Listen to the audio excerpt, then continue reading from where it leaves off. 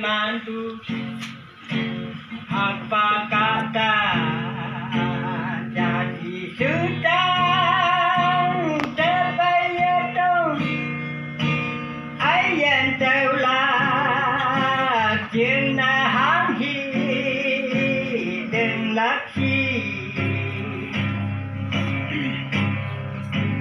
Giêsu cha này nàng một mẹ đôi Hà Lan đê pha đều giang nàng phải để vui cái mẹ nát chi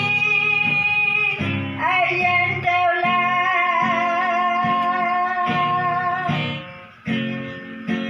jadi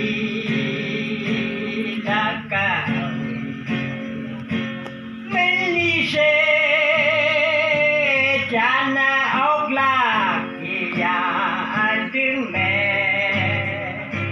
Nang O Ayan Pele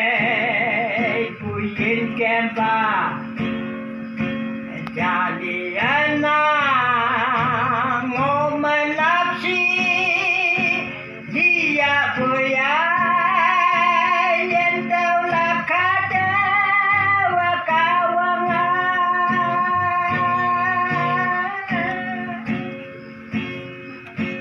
Cha xin hamba nang mây nên nàng ấy trong gia bơi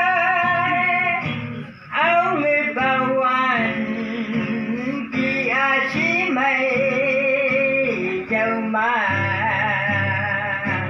gia hà mẹ ni chạy phụ mà Molo wana nang mây đen đến lối lòng như lộc ta trắng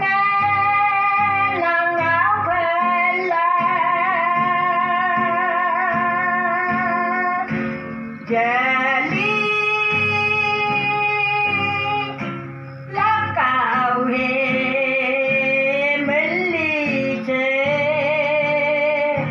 yang ngo oglap dia ating me nang ayan pele puyin kemba jalian